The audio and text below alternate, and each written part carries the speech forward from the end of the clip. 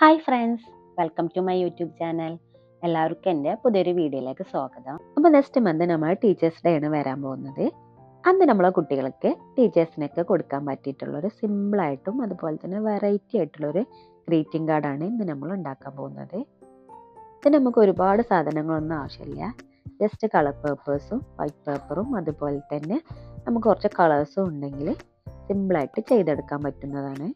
ആദ്യം നമുക്ക് 20 സെൻറ്റിമീറ്റർ നീളവും അതുപോലെ തന്നെ 6 സെൻറ്റിമീറ്റർ വീതിയുമുള്ളൊരു വൈറ്റ് A4 പേപ്പർ കട്ട് ചെയ്തിട്ട് എടുക്കണം.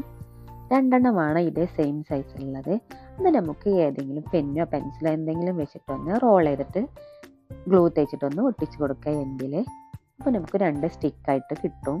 അതിനുശേഷം നീളത്തിൽ 1 സെൻറ്റിമീറ്റർ വീതിയിൽ നമുക്കൊരു കളർ പേപ്പർ വേണം.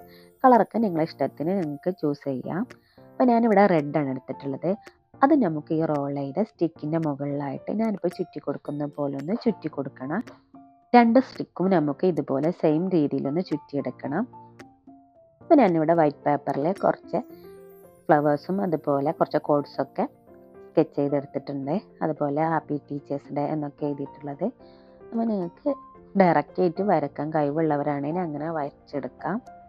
അപ്പോൾ എനിക്കങ്ങനെ വരക്കാൻ അറിയാത്തത് കൊണ്ട് ഞാൻ പേപ്പർ കോപ്പി ട്രേസർ ആപ്പ് വഴി ഞാനിവിടെ സ്കെച്ച് ചെയ്തെടുത്തിട്ടുള്ളതാണ്. അപ്പോൾ ഡിസൈനും ഏതൊക്കെ വേർഡ്സാണ് കോഡ്സാണ് നിങ്ങൾക്ക് വേണ്ടത് അപ്പോൾ അതിനനുസരിച്ച് നിങ്ങൾക്ക് സെലക്ട് ചെയ്തിട്ട് വരച്ച് കൊടുത്താൽ മതി. അതിനുശേഷം ഞാനൊന്ന് കളർ ചെയ്ത് കൊടുക്കുന്നുണ്ട്. അപ്പോൾ ഞാൻ എൻ്റെ ഇഷ്ടത്തിനാണ് ഇതൊക്കെ ചെയ്യുന്നത്. അപ്പോൾ നിങ്ങൾക്ക് എങ്ങനെയാണ് ഉള്ളിലത്തെ ഡിസൈൻ ആവശ്യമുള്ളത് അപ്പോൾ അതുപോലെ ചെയ്താൽ മതി. ഇനി അതല്ല ജസ്റ്റ് വേർഡ്സ് എഴുതി കൊടുക്കുകയാണെങ്കിൽ അങ്ങനെയും ചെയ്യാം. അപ്പോൾ നിങ്ങളെ ഇഷ്ടം പോലെ അത് ചെയ്തെടുത്താൽ മതി. അപ്പോൾ ഞാനിവിടെ എല്ലാത്തിനും ഒന്ന് കളർ ചെയ്തെടുക്കുന്നുണ്ട്.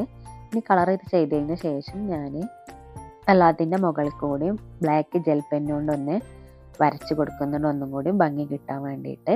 അപ്പോൾ നിങ്ങളെ ഇഷ്ടത്തിനനുസരിച്ച് ഒന്ന് ഡിസൈൻ ചെയ്തെടുക്കാൻ നല്ല ഭംഗിയിൽ. അപ്പോൾ നിങ്ങൾ എൻ്റെ വീഡിയോ ചാനൽ സബ്സ്ക്രൈബ് ചെയ്യാതാണ് കാണുന്നതെങ്കിൽ ചാനലിന് സബ്സ്ക്രൈബ് ചെയ്ത് വെക്കുക. അതുപോലെ ഇതുപോലത്തെ ഒരുപാട് വീഡിയോസ് ഞാൻ അപ്ലോഡ് ചെയ്തിട്ടുണ്ട്. അപ്പോൾ കാണാൻ താല്പര്യമുള്ളവരൊക്കെ ചാനലൊന്ന് ചെക്ക് ചെയ്ത് നോക്കുക, വീഡിയോസൊക്കെ കണ്ടു നോക്കുക. അതുപോലെ ലൈക്ക് ചെയ്യുക, കമൻറ്റ് ചെയ്യുക. ഇതുപോലെ ക്രാഫ്റ്റൊക്കെ ഇഷ്ടമുള്ളവർക്കൊക്കെ ഒന്ന് ഷെയർ ചെയ്ത് കൊടുക്കുക.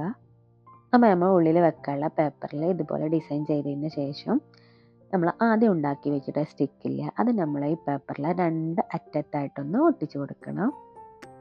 എന്നിട്ട് ഞാൻ ചെയ്തതുപോലെ 2 അറ്റത്തൊന്ന് സെൻറ്റർക്ക് റോൾ ചെയ്ത് കൊടുക്കുക.